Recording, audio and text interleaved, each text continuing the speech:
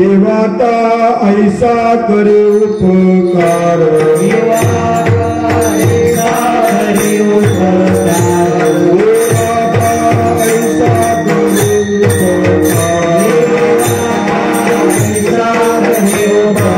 ऐसा करे उपकार, देहाता विसरताई मन, देहाता विसरताई मन, देहाता विसरताई मन, देवाता ऐसा करे उपकार, देवाता ऐसा करे उपकार, देवाता ऐसा करे उपकार, देवाता ऐसा करे उपकार,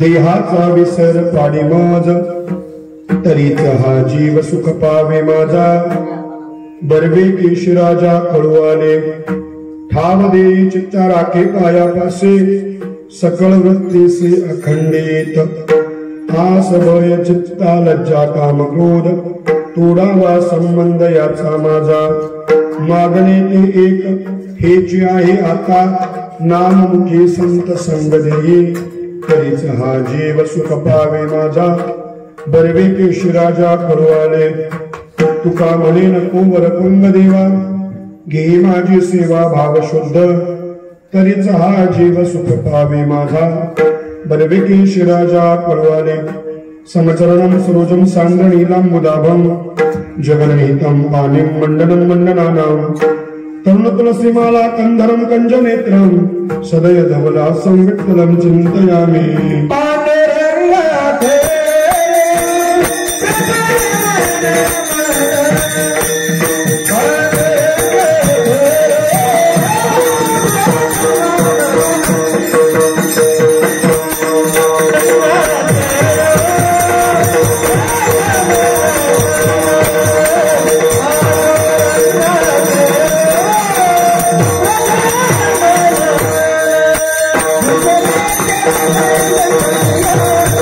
Yeah.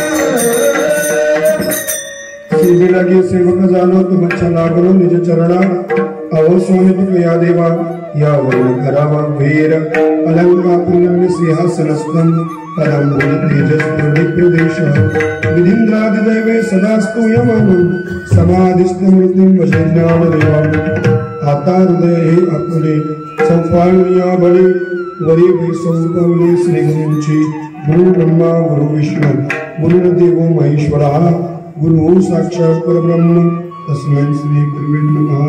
प्रस्तुत संकीर्तन सेवेकरता निवडलेला अभंग श्रीमंत श्री जगद्गुरु तुकोबराय यांचा मागणीपर प्रकरणातील अभंग सेवेकरता निवडला। श्रीमंत श्री जगद्गुरु तुकाराम महाराज या अभंगाच्या माध्यमातून भक्तगाम श्री पंढरीनाथाकडे मागणं मागतात असा विचार सहजरित्या आपल्या मनाला स्पर्श करतो। श्री तुकाराम महाराजांची गाथा जर आम्ही पाहिली तर श्री तुकाराम महाराजांच्या गाथेमध्ये 100 पेक्षा जास्त अभंग हे मागणीपर प्रकरणातील आम्हाला दिसून येतात। एके ठिकाणी तुकाराम महाराज म्हणतात की देवाला काही मागू नये आणि तेच जगद्गुरु तुकाराम महाराज भगवान परमात्म्याकडे मागणं मागतात असा विरोधाभास का अशी शंका उपस्थित होती। एके ठिकाणी तुकाराम महाराज म्हणतात भिक्षा पात्रा म्हणे जणो जिनेला जिरवाने आणि तेच तुकोबराय दुसरीकडे म्हणतात काही मागणे हे आम्हा अनुचित आणि बैलांची रीत जाणत असून म्हणजे हे खरं का ते खरं दोन्ही पैकी खरं कोणतं मागू नये असंही म्हणतात आणि दुसरीकडे तेच तुकाराम महाराज मागणं मागतात नेमकं असं का। काही महाराजांचे असे अभंग आहेत की त्या अभंगाच्या माध्यमातून तुकाराम महाराजांचा जरा विरोधाभास दिसून येतो। एके ठिकाणी तुकाराम महाराज म्हणतात हे शरीर जर पाहिलं तर दुःखाचं कोठार आहे रोगाचं भांडार आहे। तुकाराम महाराज पुढे उपरोधिकपणे बोलताना बोलतात शरीर जर पाहिलं तर उत्तम आहे चांगलं आहे सुखाचं घोसलं आहे म्हणजे नेमकं हे खरं की ते खरं। वास्तविक पाहिलं शरीर दुःखाचे कोठार शरीर रोगाचे भांडार शरीर दुर्गंधीची थार नाही अपवित्र शरीराचे आहेच। शरीरामध्ये आल्यानंतर 4 प्रकारचे एकूण दुःख गीतामाई सांगते कोणकोणती इतर दुःख परवडली पण 4 प्रकारची जी दुःख आहेत कोणती दुःख आहेत ती इंद्रियार्थेषु वैराग्य मन अहंकार एवच जन्म मृत्यू जरा व्याधी दुःख दोषानुदर्शनम। पहिलं दुःख आहे जन्माचं दुसरं दुःख आहे मृत्यूचं तिसरं दुःख आहे जरा म्हणजे म्हातारपण आणि चौथं दुःख आहे म्हातारपणातल्या व्याधी। याला काय होतं महाराज म्हणतात तर यामुळे दुःखाचं दर्शन होतं म्हणून दुःखाचं कोठार आहे रोगाचं भांडार आहे दुर्गंधीची तार आहे। ज्ञानोबा याचं 18व्या अध्यायामध्ये वर्णन करतात किती किती अपवित्र आहे। आपण बासुंदी खाल्ली जिलेबी खाल्ली गुलाबजाम खाल्लं पण ते वर असताना गुलाबजाम बासुंदी जिलेबी पण तेच जेव्हा आत जाते तेव्हा बासुंदी बासुंदी राहत नाही जिलेबी जिलेबी राहते। ज्ञानोबा यांची ओवी आहे माझ्या पदरचं काही बोलत नाही। माऊली म्हणतात वर वरून वाटणारी सुद्रव्य असणारी गोमटी पदार्थ पण जे त्याचा आणि शरीराचा संबंध आला की ती मात्र अपवित्र होतात। नाना सुद्रव्ये गोमटी झाली आषंड पैठी आणि होऊन इथात एक करते म्हणून जेवी हे बरोबर आहे म्हणून नाही अपवित्र शरीर राहायचंय पण पुढे तुकाराम महाराज म्हणतात शरीर उत्तम चांगले शरीर सुखाचे घोसुले शरीर साध्य होय केले शरीरा साधले परब्रह्म। उत्तम आहे चांगला आहे सुखाचं घोसलं आहे पण कधी पुढचा शब्द महत्वाचा आहे या शरीराच्या माध्यमातून जर त्याची प्राप्ती केली तर शरीर उत्तम आहे सुखाचं घोसलं आहे नाहीतर शरीर दुःखाचे कोठार असा याचा अन्वय लागतो। तसं महाराजांचं हेही बरोबर आहे आणि हेही बरोबर आहे। मागणं तुकाराम महाराजांना मागायची काय गरज होती की ज्या तुकाराम महाराजांनी भामचंद्रासारख्या डोंगरावर तपसाधना केली आणि त्या ठिकाणी भगवान परमात्म्याने बाळवेशामध्ये तुकोबरायांना साक्षात्कार दिला ज्या महात्म्याला परब्रह्म परमात्म्याची प्राप्ती झाली त्या महात्म्याला मागायची काय गरज आहे कारण तो सकळ असणारा मायबाप असताना भगवान परमात्मा तो त्यांचं दास्यत्व करतो त्यांच्या हाकेला उभं राहतो सगळी काही त्यांची कामं करत असतो मग अशा महात्म्यांना मागण्याची का गरज पडते असा प्रश्न उपस्थित होतो। बरं एवढी प्रतिकूलता तुकाराम महाराजांची होती का की जेणेकरून देवाला हात पसरावेत नाही मायबाप। महाराज म्हणतात आमची श्रीमंती जर पाहिली ही भौतिक श्रीमंती वेगळी आणि पारमार्थिक श्रीमंती वेगळी. भौतिक श्रीमंती संपून जाते, पण पारमार्थिक संपत्ती मात्र कायम टिकत असते. आम्ही पारमार्थिक श्रीमंतीचे अलौकिक राजा आहोत, हे तुकोबरायांचं एक वाक्य आहे. पण तेच तुकोबराय म्हणतात, देवापुढे मागतात. का मागतात त्याचं कारण असं, महाराजांना मागायची काय गरज नव्हती, सगळं काही त्यांना न मागता मिळालं होतं. पण तरी सुद्धा संतांचं हृदय असं असतं मायबा, जसं आईचं हृदय, आईला सगळं काही मिळालं तर आई तृप्त नसते. जोपर्यंत त्या बालकाचं कल्याण होत नाही तोपर्यंत ती आई सदा तळमळत असते. आईचं कल्याण झालेलं असतं ना, पण तरी सुद्धा समोर मुलगा दिसतो आणि मुलाच्या कळवळ्याच्या अंतकरणातल्या प्रेमामुळे त्या आईचं अंतकरण कळवळत. ऐसी कळवळ्याची ऐसे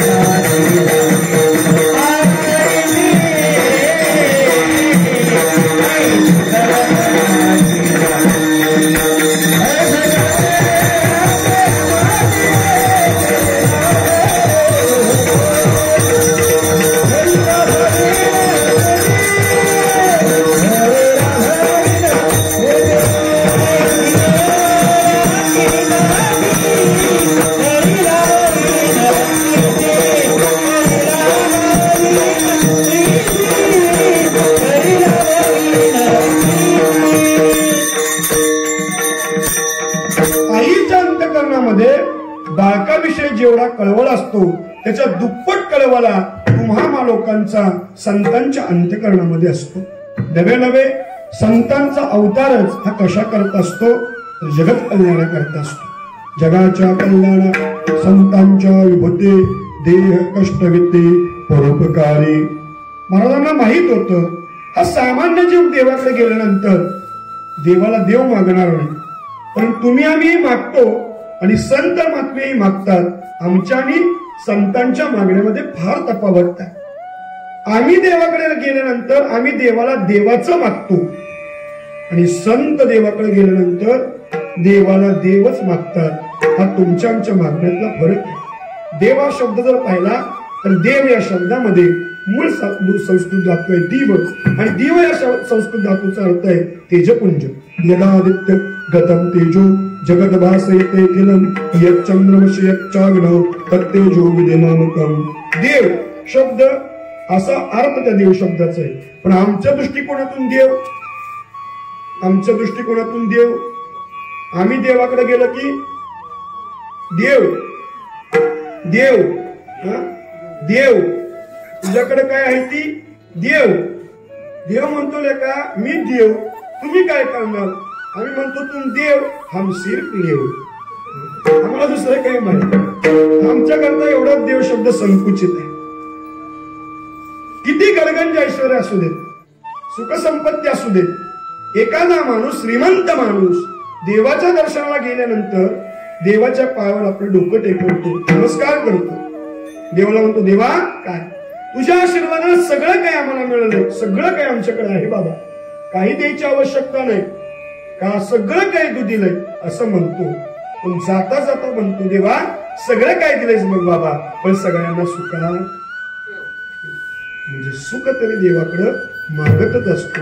महाराजांना हे ज्ञात होतं की सामान्य जीव देवाकडे गेल्यानंतर देवाला त्यानं नेमकं काय मागितलं पाहिजे याची जाण, याची अक्कल जीवाला यावी, याच्या करता तुमचं आमचं वकील पत्र संतांनी स्वीकारलं आणि देवाकडे मागणं मागितलं.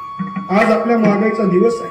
आपण जी सेवा करतो 6 दिवस, त्या 6 दिवसाच्या बदल्यामध्ये आज देवाला मागायचं. सेवेच्या बदल्यामध्ये काम करायचं, पण मागायचं कुणी? ज्यांनी सेवा केली त्यांनीच. इतरांना तो अधिकार काय काय सेवा करत नाहीत पण मेवेला हजर राहतात. सेवा करत नाहीत 7 दिवस, मेवा त्यांना मिळत नाही. अधिकारी कोण आहे? ज्यानं 7 दिवस या ज्ञान मंडपामध्ये आपल्या हातून जी जी काही सेवा घडेल ती केली, त्याला मागण्याचा अधिकार आहे. आज आपण मागायचंय आणि उद्या त्या सगळ्यांचा प्रसाद तुम्हाला मिळणार, तो काल्याच्या स्वरूपाने मिळणार. संतांचं मागणं जर आपण पाहिलं, मागण्यामध्ये 3 प्रकार शास्त्रकारांनी सांगितले. एक स्वार्थमूलक मागणं आहे, आपल्या करता, आपल्या आप्तेष्टांच्या करता, सगळ्या सोयऱ्यांच्या करता जे मागितलं जातं ते स्वार्थमूलक मागणं. दुसरं मागणं आहे अनर्थमूलक मागणं, म्हणजे एखाद्याचं चांगलं व्हायला लागलं याला पोटसूळ होतो आणि त्याच्या वाईटा करता जे मागितलं जातं ते अनर्थमूलक मागणं. आणि तिसरं जे मागणं आहे ते पदार्थमूलक मागणं. सगळं संत महात्म्याजीने जे मागितलं ते पदार्थमूलक मागणं मागितलं. ज्ञानोबरायांचं संपूर्ण पसायदान पहा. ज्ञानोबरायांनी ज्ञानेश्वरीची निर्मिती केली, पण ज्ञानोबरायांनी आपल्या श्री गुरूंच्याकडं स्वतः करता काहीही मागितलं पसायदानामध्ये?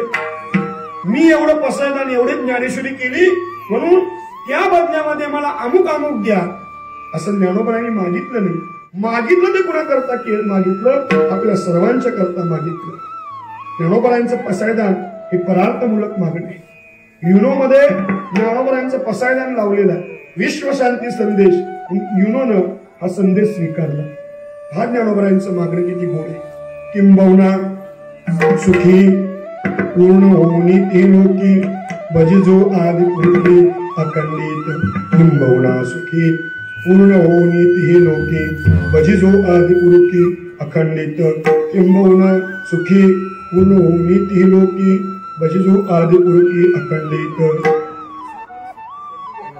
एकच विद्यार्थी पास झाला, बाकी सगळे बरोबर. शब्द काय? किंबहुना सुखी आहे का किंबहुना सर्व सुखी आहे? मी 3 वेळा म्हटलो किंबहुना सुखी, बरोबर. आता आम्ही काय ऐकायच्या मनस्थितीत नाही. असंही म्हणता आलं असतं ज्ञानोबरायांना किंबहुना सुखी, पण नाही. ज्ञानोबरायांनी असा शब्द टाकला असता तर ज्ञानोबरायांच्याकडे थोडा संकुचितपणा आला असता. सर्व या शब्दामध्ये सगळ्यांचा अंतर्भाव त्याच्यामध्ये येत असतो. किंवा नामदेवरायांचं मागणं जर पाहिलं, नाम म्हणत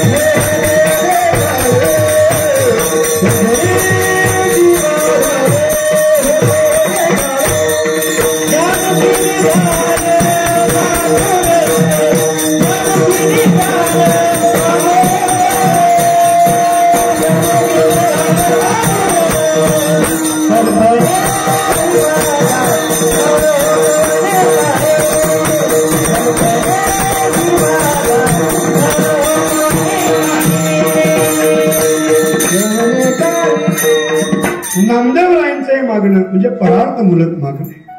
श्री तुकाराम महाराजांनी आपल्या वाड वडिलांनी घालून दिले परंपरेचं पालन करावं, जावं पंढरीनाथाची वारी करावी, दर्शन करावं आणि परत माघारी निघावं. अनेक दिवस झाले, अनेक वाऱ्या गेल्या आणि एक दिवस भगवान परमात्मा पंढरीनाथांनी श्री तुकाराम महाराजांचा हात पकडला. महाराज, काय बरेच दिवस झाले तुम्ही माझ्याशी वार्तालाप करत नाही, मी पाहतोय. तुम्ही येताय, माझं दर्शन करताय आणि परत निघून जाताय, माझ्या मुखाकडे सुद्धा पाहत नाही. एवढं काय केलंय मी देवा?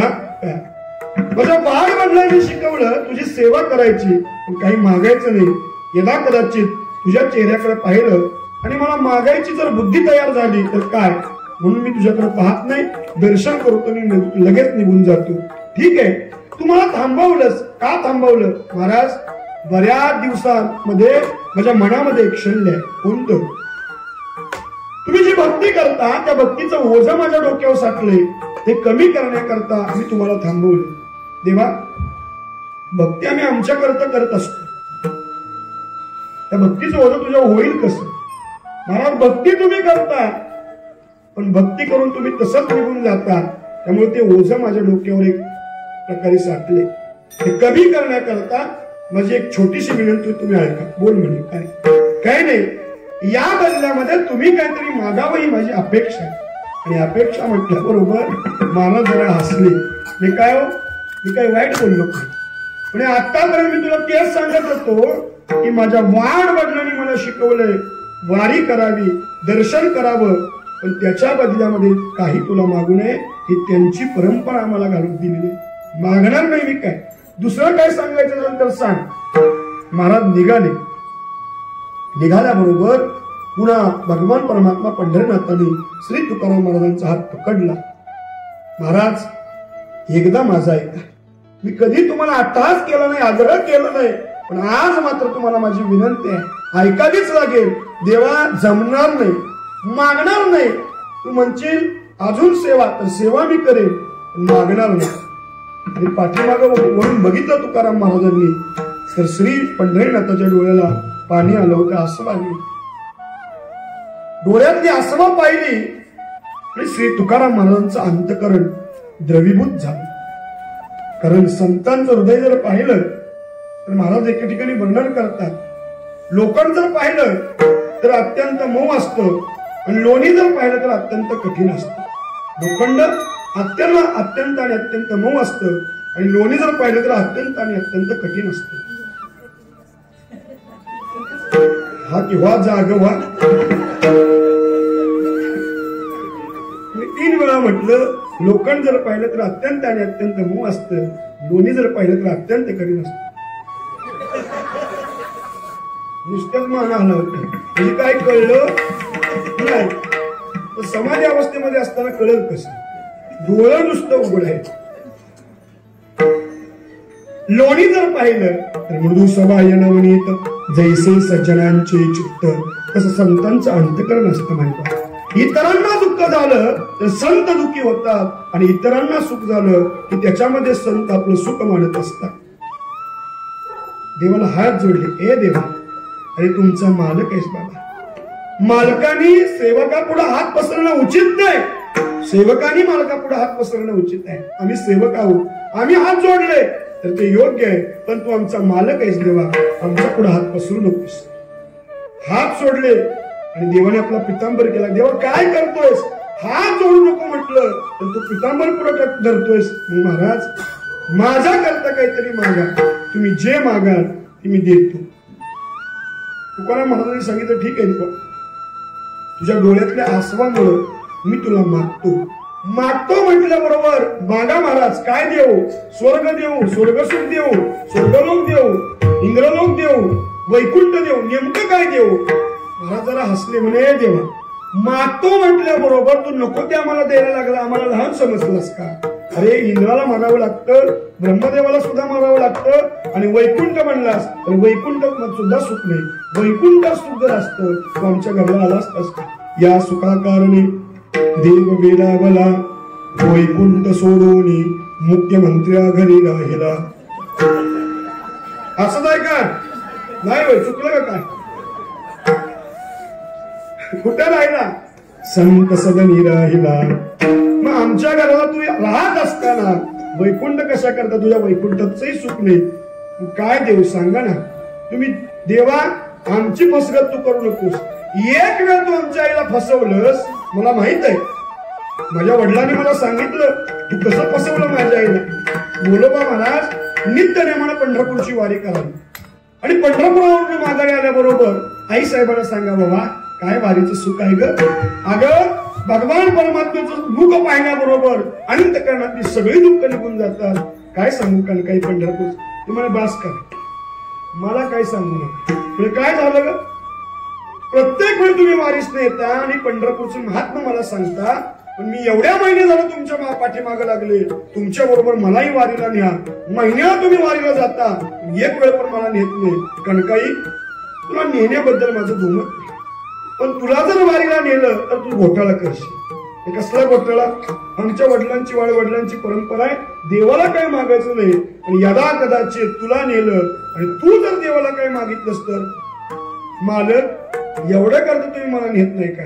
मग असं करा, नाही मी काय देवाला काय वचन देतो तुम्हाला, मी नाही देवाला काय मागणार, पुढच्या वारीला मला न्यावं. महिनाभर कणकाई आई साहेब बोडोबा महाराजांच्या मागे प्रत्येक वेळ सांगायचे मी येतो, लक्षात ठेवशील का? ती म्हणायची देवाला काय मागायचं. बघ ठरलं ना, घेऊन निघाली. आनंद झाला. पहिल्यांदा पंढरपूरला निघाली. सगळ्या रस्त्यावर रामकृष्ण नाही, हरी नाही, विठ्ठल विठ्ठल नाही, काय नाही, एकच कणकाई लक्षात आहे का? हिनं म्हणायचं मागायचं. कणकाई लक्षात आहे का? मागायचं. अख्ख्या पंढरपुरापर्यंतच बरं. पहिल्या 2 बाऱ्या होत्या, पुरुषांची महिलांची वेगळी. आई साहेब महिलांच्या बारीमध्ये निघाल्याबरोबर कणकाई मागायचं नाही. म्हणजे फिट झालं. बाकी नाही का काय लक्षात राहिला, पण माझं तेवढं लक्षात तिच्या राहील. बोलवा महाराज आई साहेब दर्शनाला निघाले. देवाने विचार केला, महिना झालं हे कॅशेट एवढं फिट बसले, आता माझा उपयोग होईल का नाही सांगते. माझा हेतू साध्य करायला पाहिजे, प्रयत्न करायला काय हरकत नाही म्हणून देवाने रूप धारण केलं आणि ज्या लाईनीमध्ये कणकाई आई साहेब होत्या त्या लाईनीमध्ये गेले. आणि देवाने मागा जिथं कणकाई साहेब होत्या तिथं पाठीमागं जावं आणि म्हणावं, ऐका आमचा भगवान परमात्मा पंढरीनाथ फार उदार आहे, कुणाला काही मागून घ्यायचं असेल तरी मागून घ्या. हो म्हणायला कणकाई. तिने एकदा दुर्लक्ष केलं. तो म्हणला परिणाम काय घोड्याचं दिसत नाही ना, आपलाही प्रयत्न कशाला सोडायचा, झाला तर झाला. पुन्हा मागं सरावं आणि पुन्हा म्हणावं, ऐका ऐका आमचा भगवान पंढरीनाथ फार उदार आहे, कुणाला काही मागून घ्यायचं असेल तरी मागून घ्या. हो म्हणायला कणकाई. असं माकडे नजरेनं बघितलं, काय होत गेलं माग. काय झालं? 4 वेळा झालं माझ्यापाशी म्हणते पंढरीनाथ उदार काय मागून घ्यायचं असेल तुम्ही मागून. मला नाही काय माग, हो माग. पण म्हणजे मी तुम्हाला कुठं काय म्हणतोय, मी आपलं बारीच सांगतोय ना. म्हणजे काय झालं रागवायला? काय झालं म्हणे काय सांगतोय? माझ्या मालकाने मला महिनाभर सांगितलं या देवाला काय मागायचं नाही, आणि तू हिथंच येऊन म्हणतोस तुला काय मागून घ्यावं जाऊ माग. म्हणजे बघा रागू नका, मला सविस्तर सांगता का काय? मग तिने सांगितलं माझ्या मालकाचं एक सांगणं आहे, तुला पंढरीला नेतो पण पांडुरंगाला काय मागायचं नाही. या टीवर मला त्यांनी आणले आणि मी वचन दिले. तुम्ही काय वचन दिले? पांडुरंगाला काय मागायचं नाही. म्हणजे असं वचन दिलंय का तुम्ही मनात काय आणायचं नाही? काय चतुराय देव का? म्हणली असं तर कुठं काय म्हणलं नाही. म्हणजे देव म्हणला काम झालं, गेलं देव. जाता जाता जाता जाता मागायचं नाही, मनात आणायचं नाही असं कुठे नवऱ्याने सांगितलं. आपण वचन कशाचं दिलंय? मागायचं नाही असं वचन दिलंय. मालकाने आपल्याकडनं असं वचन घेतलंय का? मनात काय आणू नकोस. बरोबर म्हणतोय तो. देव म्हणला फिट झाला. महिन्याच्या याच्यावर सगळं पाणी. आणि जाता जाता जाता देवाच्या पायावर डोकं ठेवलं, सहज मनात येऊन गेलं, एखादा पुत्र असता तर हे म्हणलं काम झालं.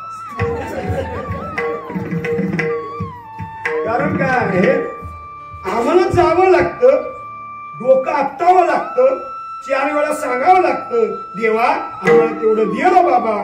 देव देईल याची गॅरंटी नाही. किती बी वेळा जा, पण संतांच्या मनामध्ये आल्याबरोबर संतांच्या मनातली इच्छा पूर्ण करण्याचं काम तो पंढरीनाथ करत असतो. मागण्याची आस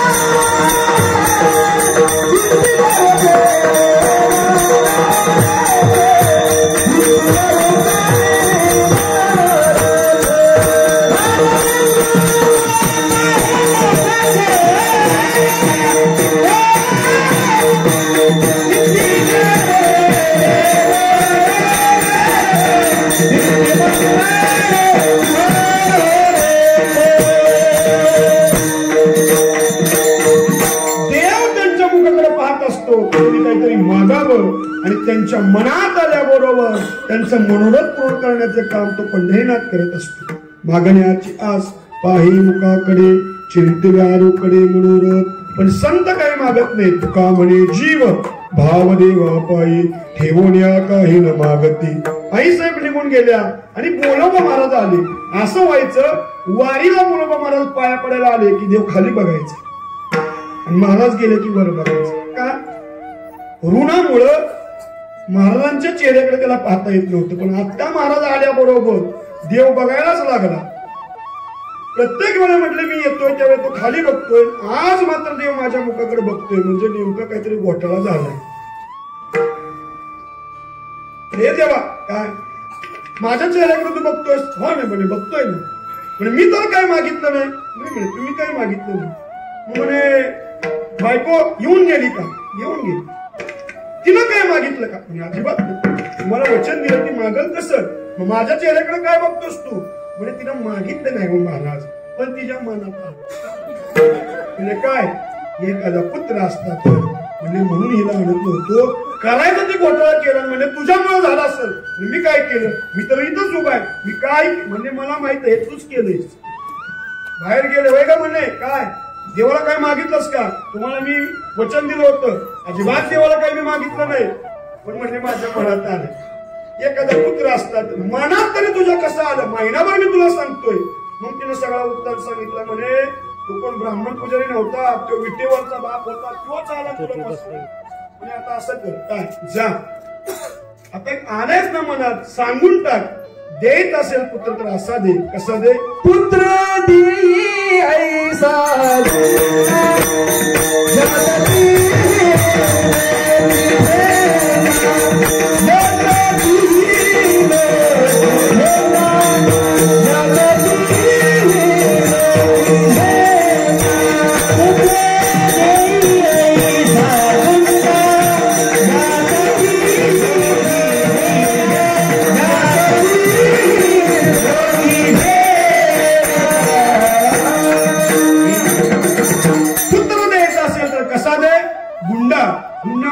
विरपण सारखा.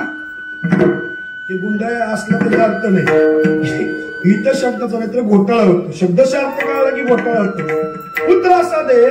गुंडा म्हणजे हरिभक्त दे. नाहीतर पुत्र आहे पण असून नसल्यासारखं कुत्रा आहे येतोय आणि आई बापांना रोज जोडतोय, काय उपयोग आहे? याच्याकरता मार खायचा नसेल म्हातारपणात तर पहिली पुरं वारकरी करा, नाहीतर मार खाल्ल्याशिवाय तुम्ही राहणार नाही. मग डोळ्यात पाणी येतं. आता काय करायचं? म्हण की तेव्हा म्हणत होती खाया प्यायचा दिवस खावा. आपल्याकडे अवघड आहे. याच्यामुळे तर आपलं म्हातारपण सुरळीत जात नाही. पण कमीत कमी मुलगा जर हरिभक्त असेल तर तो आई बापांना अंतर देणार नाही, एवढं तर सामर्थ्य मारेमध्ये आहे. मी सतत सांगतो, स्वतः वारकरी व्हा आणि मुलांना सुद्धा वारकरी संप्रदायामध्ये आणा. ही काळाची गरज आहे. देवा आईला फसवलंस पण मी नाही फसणार, हे काय देतोस का मला? हे मी मागणारच नाही. बर ठीक आहे, मी म्हणतोय म्हणून तुम्ही मागू नका, तुमच्या मनामध्ये काहीतरी मागा. देवा ठीक आहे, मागतो, मी मागतो. देवा द्यायचं असेल तर माझ्या सेवेबद्दल मी काहीतरी मागणार आहे, तेवढं दे. अहो महाराज सेवा करतायच किंवा तुम्ही सेवा करतोय, पण सेवेमध्ये आणखीन काहीतरी मला पाहिजे, ते मला दे. सांगा महाराज, सेवेमध्ये तुम्हाला नेमकं काय माझ्याकडून अभिप्रेत आहे? ते तुकाराम महाराज अभंगाच्या शेवटच्या चरणात सांगतात.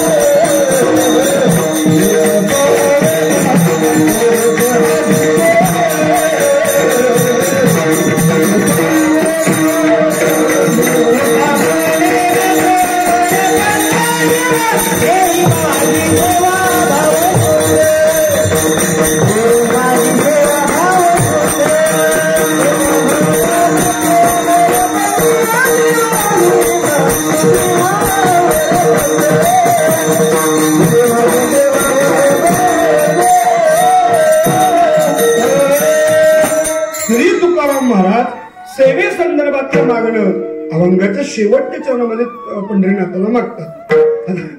काही माणसांना असा प्रश्न पडला असेल, अभंगाचं शेवटचं चरण आलं म्हणजे कीर्तन संपलं नाही, सुरू झालं. आपण प्रवेश खालून वर करतो. तुका म्हणे नको प्रपंग देवा, घे माझी सेवा भावशुद्ध. आम्ही जी सेवा करतोय त्या सेवेमध्ये वरपंगता नसावी. वरपंगता म्हणजे वरवर्ण. वरवर्ण म्हणजे करायचं म्हणून करायचं. वारी बापाने केली म्हणून करायची. ज्ञानेश्वरी सांगितलाय नियम म्हणून वाचायची. तुळशीला पाणी सांगितलं म्हणून घालायचं. एकादशी करायची म्हणून करायची आणि संध्याकाळी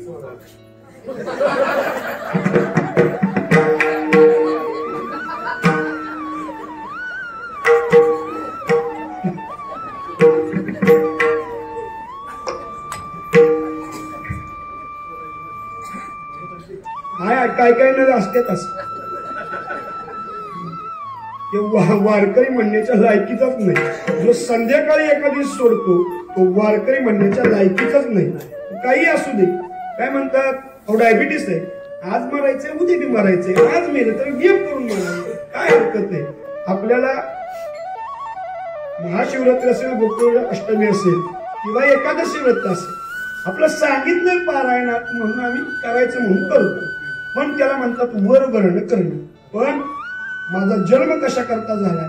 अरे देह त्या मालकानं दिलाय, ज्या अर्थी देह त्या मालकानं आम्हाला दिलाय त्या अर्थी माझं कर्तव्य आहे त्या मालकाची सेवा करणं. ती नामसाधना असेल, ज्ञानेश्वरीचं वाचन असेल, हरिपाठ असेल, गाथा वाचन असेल, हे करावं. बरोबर नाही, अंतकरणातून करावं. म्हणून परमार्थामध्ये किती वाचन केलं, किती भजन केलं, किती साधना केली, किती वाऱ्या केल्या याला महत्व नाही, त्या कशा केल्या याला अत्यंत महत्व आहे. नेहमी सांगतो, सामान्य जीवनामध्ये माणूस किती वर्ष जगला याला माणसं महत्व देतात, पण परमार्थामध्ये तो माणूस किती वर्ष जगला याला किंमत देत नाही. तो कसा जगला याला अत्यंत महत्व आहे. नाहीतर काय काय म्हणतात, हो काय काय माणूस भाग्यवान आहे, 110 वर्ष जगला, 110 वर्ष जगला, 110 वर्ष जगला. कधी पंढरपूर नाही, कधी आळंदी नाही, कधी देहू नाही, कधी ज्ञानेश्वरी वाचन नाही. आग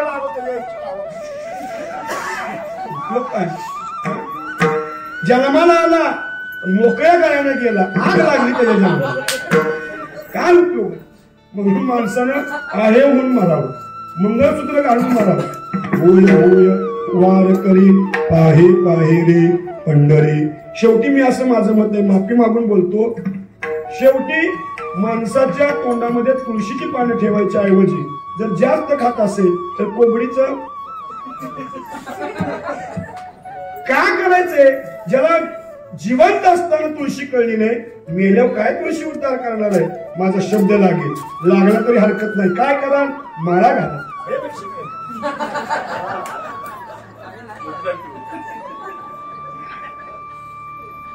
किती वर्ष जगला याला परमार्थ किंमत देत नाही, कसा जगला याला अनन्य साधारण मत. भजन किती तास केलं याला महत्व नाही, भजन किती एकरूपतेनं केलं, किती भावानं केलं याला अत्यंत महत्व. वाऱ्या किती वर्ष केल्या याला महत्व नाही. देव ते पाहत नाही, देव काय पाहतो? त्या भजनातला, त्या वाचनातला, त्या हरिपाठातला तो भाव किती आहे एवढंच तो पाहतो. तुम्ही 10 तास बसताय, माळ घेताय, पण अंतकरणामध्ये पांडुरंग परमात्म्याविषयी केवळ प्रेम नसेल तर ते सगळं भजन व्यर्थ जातं. हे माझं मत नाही, हे ज्ञानोबरायांचं मत आहे. भावे दीन देव नकले निसंदेह गुरुवीन अनुभव कैसा करी. श्री ज्ञानेश्वर महाराज दृष्टांत देतात. आपण सगळे शेतकरी आहोत. आता खुडणी चालू झाली असेल, होईल आता होईल. एकाने काय केलं, ज्वारी पेरली, काही दिवसानं ज्वारी उगवली आणि त्याला असलेली कणसं आली. कशाला? ज्वारी असली कणसं आली.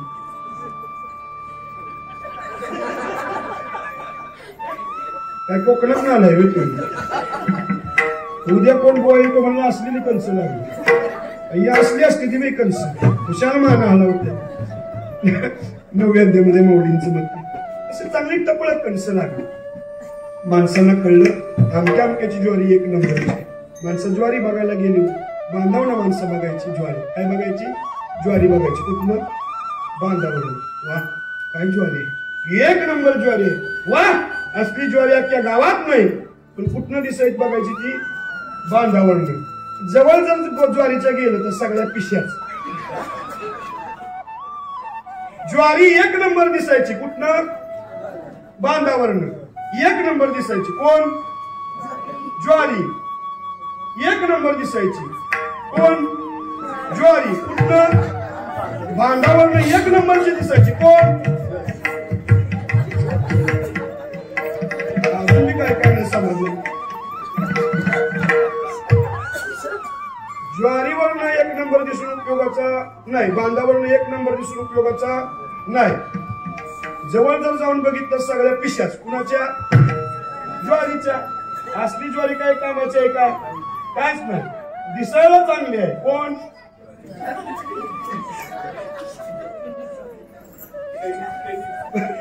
अशी ज्वारी जर कुडली आणि मळली तर एकरी 15 पोती व्हायला काय हरकत नाही. हुशार नाही म्हणते. ज्ञानोबराय म्हणतात कणीस किती मोठा आहे, 0 किंमत आहे. त्यामध्ये धान्य किती आहे, याला अत्यंत महत्व आहे. तसं परमार्थ किती करतोय याला शून्य किंमत आहे, तो किती भावानं करतोय याला अत्यंत महत्व. माझा भगवान परमात्मा दुसरं तिसरं काही नाही पाहत, तर केवळ आणि केवळ भाव पाहत असतो. श्री ज्ञानेश्वर महाराजांनी अनेक आणि अनेक उदाहरणं दिली. किती भाव प्रिय असतो देवाला, त्या भावाच्या बदल्यामध्ये तो काही पाहत नाही, काही पाहत नाही. उच्च आहे का नीच आहे हे काही पाहत नाही. कोण? उंच नीच काही नाही, उंच नीच काही नाही.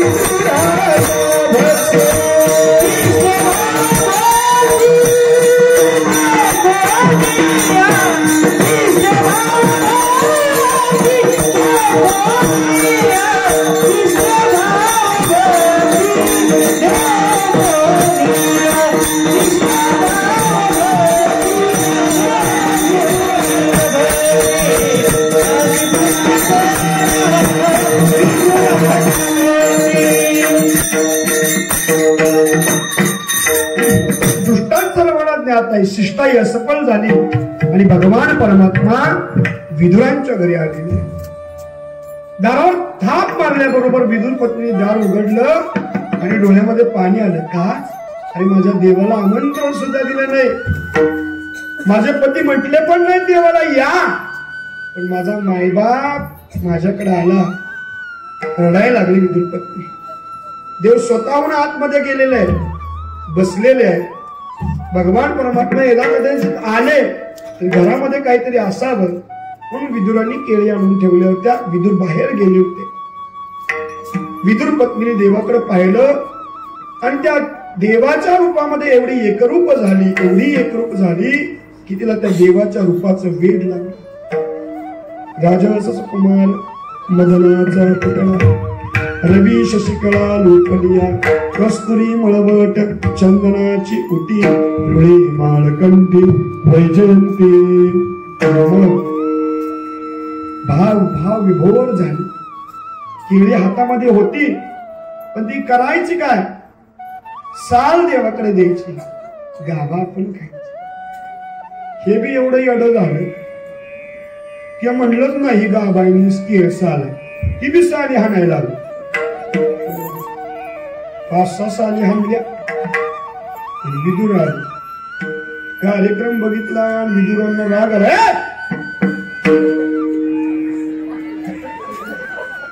कळतं की नाही तुला काय? झोपा लागलेत ना खाली. डोळे मिटल्यानंतर हे म्हटल्यानंतर काय नाही उघडलं मला. अण्णांचा आबाई लागला की कोण झोपणारच नाही. आता म्हणायचं गोष्टाला काय चाललंय आणि काय चाललंय? देव आलाय. देवाला केली देतीस का साल देती? कळतं का नाही तुला काय? बघितलं आणि मग तिला कळलं की आपण 5-6 सालीच देवाला दिल्या. देवाचे पाय धरले. हे देवा काय माफ कर, तुझ्या रूपाकडे पाहिलं, तुझ्या रूपामध्ये तल्लीन झाली, मला कळलंच नाही मी तुला केळ देते का साल देते, माफ कर. जा म्हणे, हात जा स्वयंपाकाचं बघ जा. देवाची विनवणी केली आणि विदुरांनी काय केलं? भगवान परमात्म्याच्या हातामध्ये गाभा दिला. एक घास खाल्ला आणि त्या देवाने जरा तोंड वाकडं केलं. काय झालं देवा? विदुरा बोलू का तुला? एक राग नाही नाही देवा सांगा ना, खरं सांगतो, राग येऊन देऊ नकोस. विदुरा जीच मगाच्या चालीत होती ना ती म्हणे गाभ्यामध्ये नाही. मग त्याला कळलं देवाला काय म्हणायचे. विदुर पत्नीने हाक मारल्यावर इकडे येता का? काय नाही म्हणे. डोळे पाणावले. का रडतेस म्हणे. झालं गेलं विसरून जा ना. नाही म्हणे आपल्याकडे देव जेवायला आलाय. रोज पंचपक्वानाचं ताट खाणारा आपल्याकडे काय ओढ आहे बघ ना. काहीतरी असेल. अहो काय नाही घरामध्ये. दोघांनी शोधायला सुरुवात केली आणि एका गाडग्यामध्ये आळ्या जाळ्या झालेल्या कण्या सापडल्या. विदुरांचे डोळे पाणवले. अरे जगत पालक असताना भगवान परमात्मा न सांगता पाहुणा म्हणून माझ्या घरी आलाय. पण देवाला देण्यायोग्य काही नाही माझ्या. जसं तुकाराम महाराजांच्याकडे न सांगता देव गेले ना. काय पाहुणे घराशी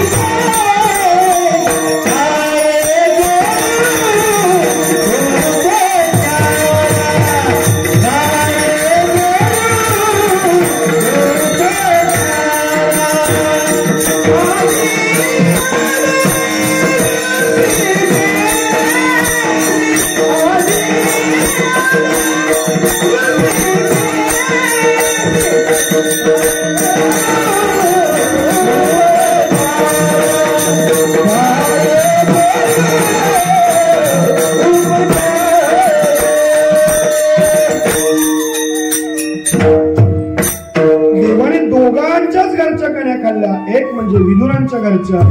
ज्यावेळे तुकाराम महाराजांची वारी आली आणि त्या वारी प्रसंगी महाराजांना जोर ताप आला. वारकऱ्यांच्याकडून निरोप पाठवला की मला येणं शक्य नाही. देवाला माझा निरोप पाठवा. नमस्कार सांगा.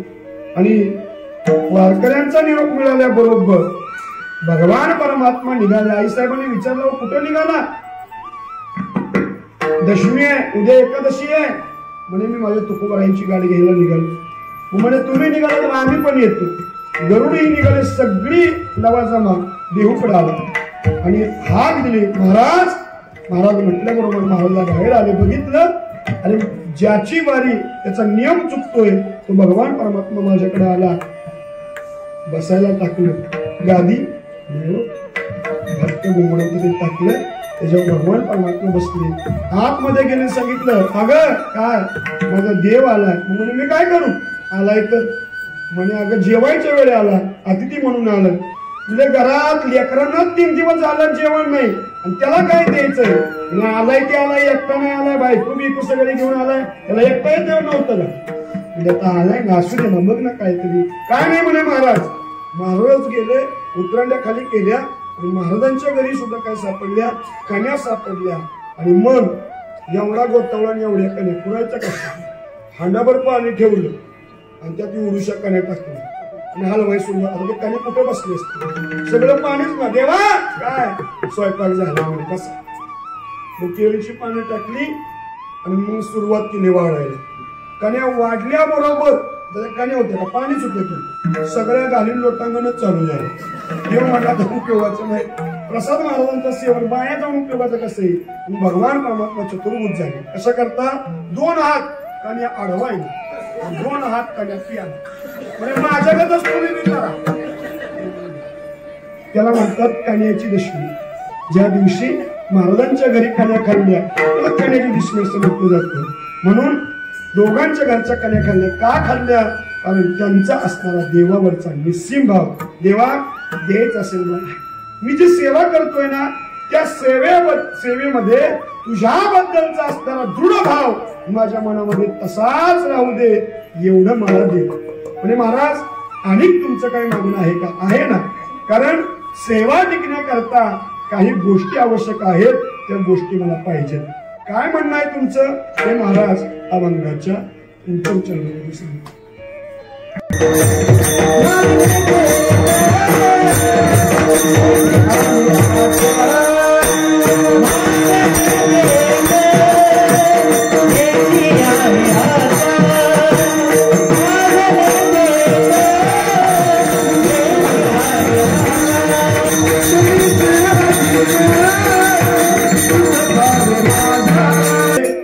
मागणे ते एक हेच आहे आता, काय नाममुखी संत संग देते.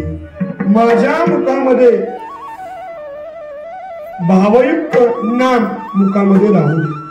कारण नामच काय म्हटलं, नाम कारण परमार्थामध्ये काही गोष्टी अत्यंत महत्वाच्या आहेत, तर परमार्थ सफल होतो.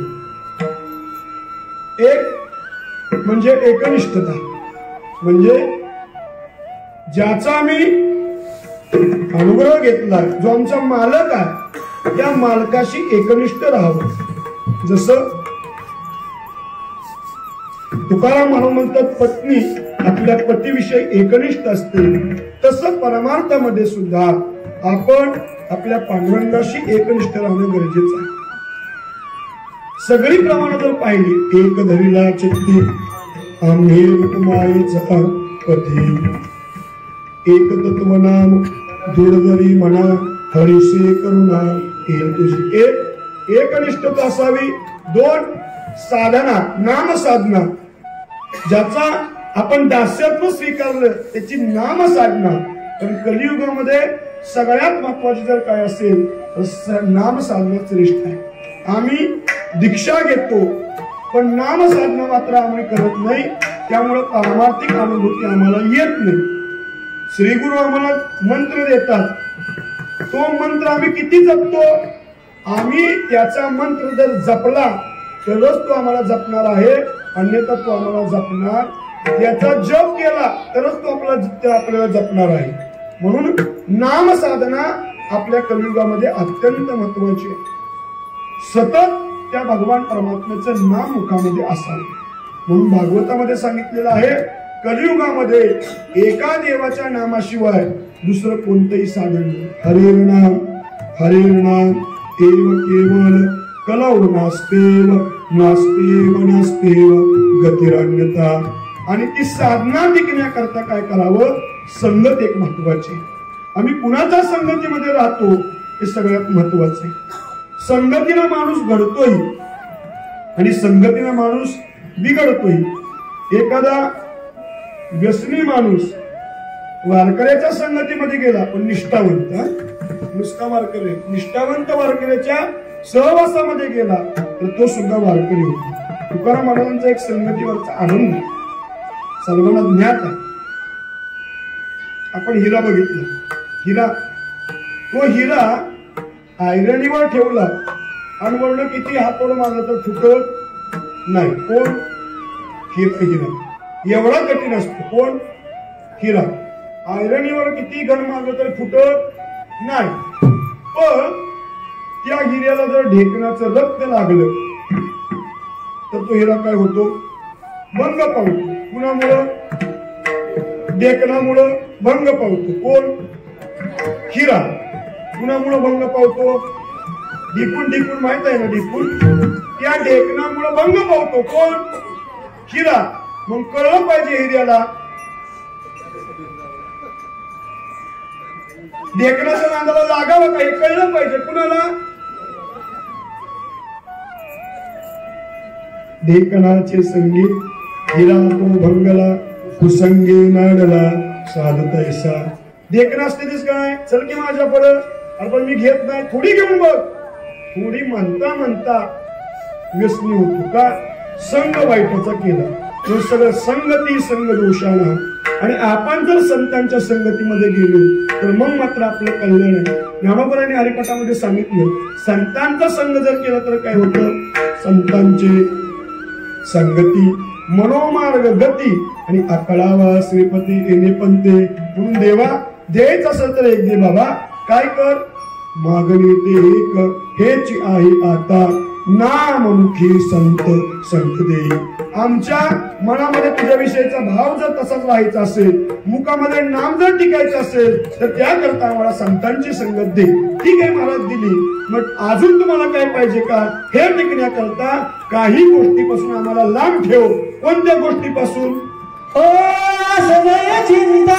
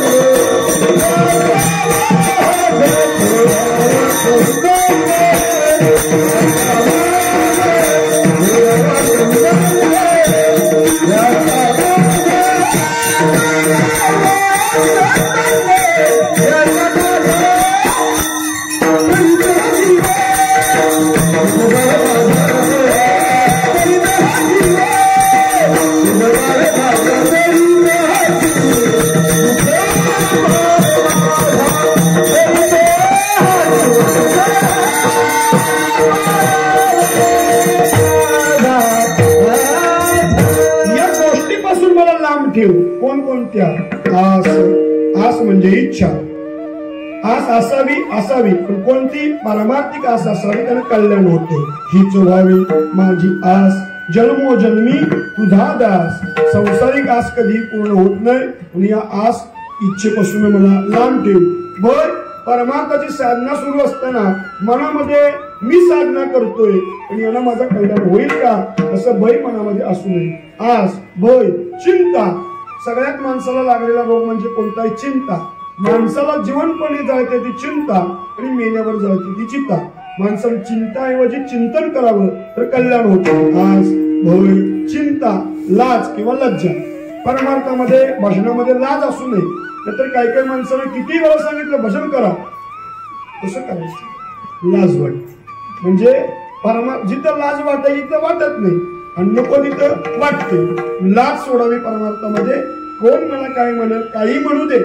आता हे आयुष्य त्याला समर्पित केलंय ना, लाजू नये परमार्थ करताना. आस, भय, चिंता, लाज, काम. सगळ्यात काम वाईट आहे. काम एष, क्रोध एष, रजोगुण समुद्भवा, महाशनो महापात्मा, विद्येनं मेवैरिनम. हे कामक्रोध विकार फार मोठे शत्रू आहेत. तोडावा संबंध याचा माझा. तुकाराम महाराज, तुम्हाला आणखीन काय पाहिजे का? महाराज म्हटले, थांब जरा देवा, सगळ्यांचं डोळं मिटली ती, आता 2 मिनिटं तुझं भजन करतो आणि उरलं नंतर मागतो. सगळ्यांनी 2 मिनिटं कडकडा टाळी वाजवून त्या पांडुरंग परमात्म्याचं भजन करायचंय. विठोबा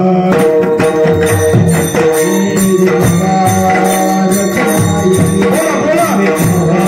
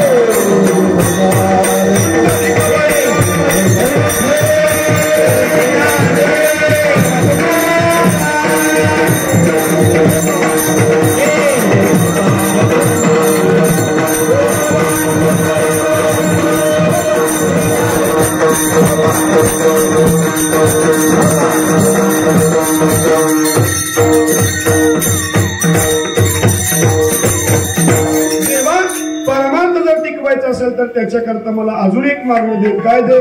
ठाव देई चित्ता राखे पायापासी आणि सकळ वृत्तीशी अखंडित. माझं हे चित्त चंचल आहे, पण ती तुझ्या चरणावर स्थिर कर. सगळ्या वृत्ती तुझ्या पायाशी एकरूप कर, तर काय होईल? माझा परमार्थ सफल होईल. देव अजून महाराज तुम्हाला काय पाहिजे का? पाहिजे ना म्हणे. माझा एक उपकार कर. कोणता उपकार कर? करायचा असेल तर एक उपकार कर. देवा आता ऐसा करी उपकार देहाचा विसर पावी मज. एक उपकार कर, कारण तू उपकार करणार आहे. आपल्यावर उपकार करत ते संत आणि देव आपल्यावर उपकार करत असतात, उपकार करत असतात. कोणता उपकार करू महाराज? देहाचा विसर पाडी मज. काय आहे हा देह? मी देह म्हटलं की त्याचा अहंकार निर्माण होतो, पण मी वासुदेव तत्वाचा ही जाणीव जर मनामध्ये, मीच देव आहे ही जाणीव मनामध्ये तयार झाली की मग मात्र देहाचा अभिमान उरत नाही. देह हे मी नव्हे सरे आणि उरला उरे विठ्ठल, या देहाचा विसर पाड मला. मग काय होईल? देहाचा जर विसर पाडला तर मग माझी अवस्था कशी होईल? मला द्वितीय चरणात सांगतात, तरीच हा जीव सुख पावी माझा बरे केशी माझा कळवाले. हे सगळं जर झालं ना देवा तर काय होईल? तरीच हा जीव. कधी? देवा आता ऐसा करी उपकार तरीच हा जीव सुख पावे माझा. देहाचा विसर पाडी मज तरीच हा जीव सुख पावे माझा. ठाव देई चित्ता राखे पायापाशी तरीच हा जीव सुख पावे माझा. सकळ वृत्तीशी अखंडित तरीच हा जीव सुख पावे माझा.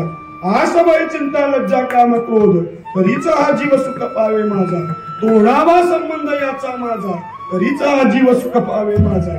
मागणे ते काहीची आहे आता तरीच हा जीव सुख पावे आता. नाममुखी संत संग देई तरीच हा जीव सुख पावे माझा. तुका म्हणे घेई तुका म्हणे नको वरपंग देवा तरीच हा जीव सुख पावे माझा.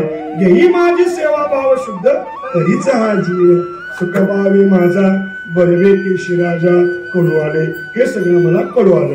म्हणून देवा आता ऐसा हरी उपकार देहाचा विसर पाडी मज तरीच हा जीव सुख पावे माझा. बरवे केशी राजा कडू आले. झालेली कीर्तन लोकी शिवा ज्ञानोबराय तुकोबराय भगवान परमात्मा श्री पंढरीनाथ सर्वांच्या श्री गुरूंच्या चरणाविंदावर समर्पित करतो. तुम्हा सर्वांच्या पायावर नतमस्तक होतो. ग्रामस्थ मंडळी, पारंग मंडळातील सगळे कार्यकर्ते मंडळी, आमच्या सैन्य सर्व महिला मंडळी की ज्या दरवर्षी या मंडपाला वेगळं स्वरूप आणतात, म्हणजे त्या जर वाचायला नसतील तर मंडप रिकामाच असणार आहे. त्यांच्यामुळं हरिपाठ असो, कीर्तन असो, वाचन असो, त्याला सगळ्याला दिव्यता एक प्राप्त होत असते. म्हणून त्यांचं दर्शन घेतो. सर्व टाळकरी मंडळी असतील, या कार्यक्रमाच्या अनुषंगाने या ठिकाणी आपले दिंडी मालक गणेश महाराज या ठिकाणी आलेले आहेत. त्याच पद्धतीनं हरिभक्ती पारायण गायनाचे अशोक महाराज असतील, प्रेम महाराज असतील, आमचे आभा असतील, सर्वच मंडळी असतील. हरिभक्ती पारायण मृदंगाचार्य सोमनाथ महाराज असतील. त्याच पद्धतीनं आपल्या सातारा जिल्ह्यातले मृदंगातले एक वैभव माझे परममित्र हरिभक्ती पारायण योगेश महाराज सुतार असतील. सर्वच मंडळी कुणाचंही नाव मूल्य करत नाही. सगळ्यांच्या चरणावरून नतमस्तक करतो आणि सेवेला या ठिकाणी पूर्ण विराम देतो. किंवा तुमचे केले धर्म कीर्तन हे सिद्धी नेले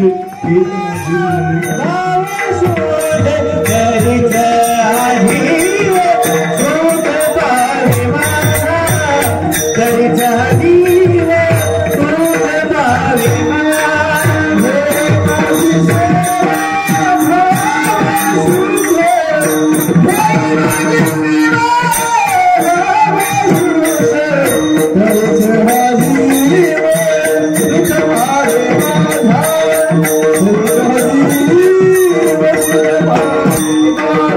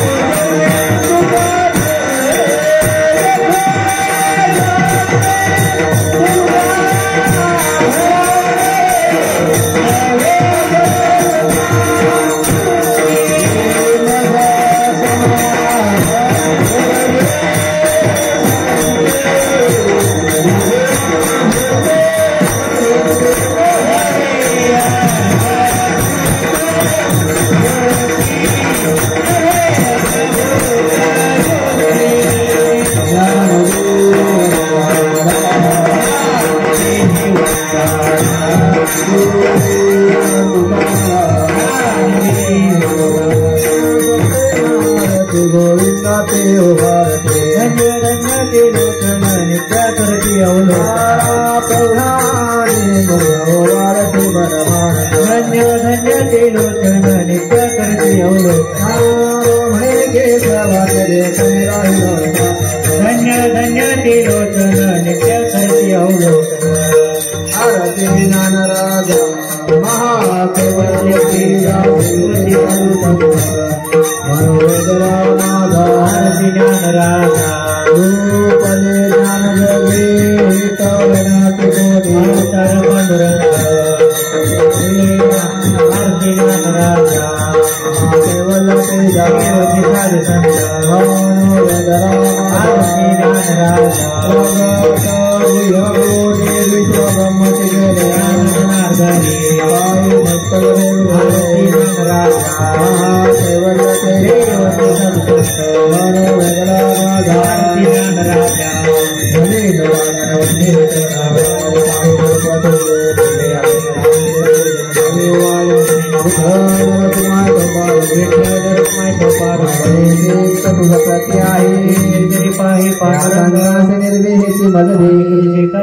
तुका म्हणे आता उदारत होई ठेवे पायी संतान निर्वेची मज दे ज्ञानदेव तुकारा ज्ञानदेव तुकारा ज्ञानदेव तुकारा